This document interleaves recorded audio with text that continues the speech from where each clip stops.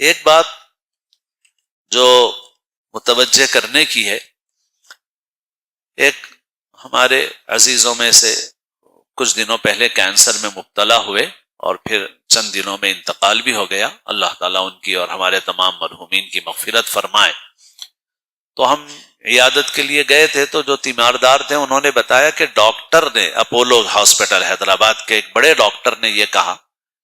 انہوں نے یہ بھی بتایا تیماردار نے کہ وہاں پر مریضوں میں بھی مسلمانوں کی تعداد اچھی خاصی تھی، تو اور ڈاکٹر نے ان سے یہ کہا کہ آپ لوگوں میں یہ جو کینسر کا مرض آ رہا ہے اس کی ایک وجہ، بڑی وجہ پلاسٹک کا کثرت سے استعمال ہے۔ روپے خرچ کرتے ہیں مگر چائے کے لیے ایک تھرمس نہیں رکھتے، اور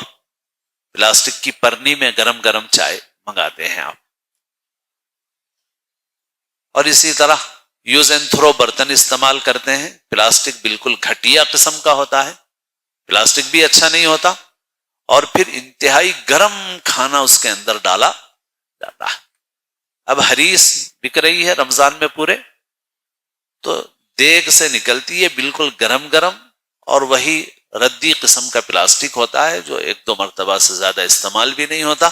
اور سیدھے اس سے نکال کے گرم گرم پلاسٹک کے اندر ڈال دی جاتی ہے۔ تو بہرحال یہ بات ویسے پہلے سے بھی میں سن چکا تھا، اس قسم کی بعض باتیں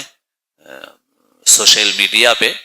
بعض لوگ جو صحت کے میدان میں کام کرتے ہیں، بہت برسوں پہلے سے وہ لوگ یہ بول رہے ہیں کہ اپنے گھروں کو پلاسٹک سے پاک کرو، وہ تو یہ کہتے ہیں کہ پلاسٹک سے جتنا ہو سکے بچو، اور یہ پکانے کی چیزوں میں اور گرم گرم چیزیں ڈالنے میں تو اس کا نقصان بہت زیادہ بڑھ جاتا ہے۔ تو بہرحال یہ بات مجھے لگا کہ اس کی اشاعت ہونی چاہیے، پھیلانا چاہیے اس بات کو۔ حقیقت واقعتاً دعوتوں میں برتن استعمال ہو رہے ہیں یوز اینڈ تھرو، اور پلاسٹک بہت معمولی قسم کا ہے، اور جیسے ہماری بریانی گرم گرم نکلتی ہے اور پھر اس کے اندر ڈالی جاتی ہے۔ چائے کی پیالیاں پلاسٹک کی ہیں، جو کاغذ کی ہیں اس کے اندر بھی اندر کوٹنگ ہوتی ہے ایک، تو جیسے ہی آپ گرم گرم چائے ڈالتے ہیں تو وہ کوٹنگ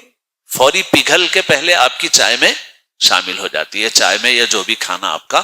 ہوتا ہے۔ تو وہ کاغذ والا مسئلہ بھی ویسی ہے، پلاسٹک والا مسئلہ بھی ویسی ہے۔ اس وجہ سے پرانے طرز زندگی پر آنا ضروری ہے ان بیماریوں سے حفاظت کے لیے۔ باقی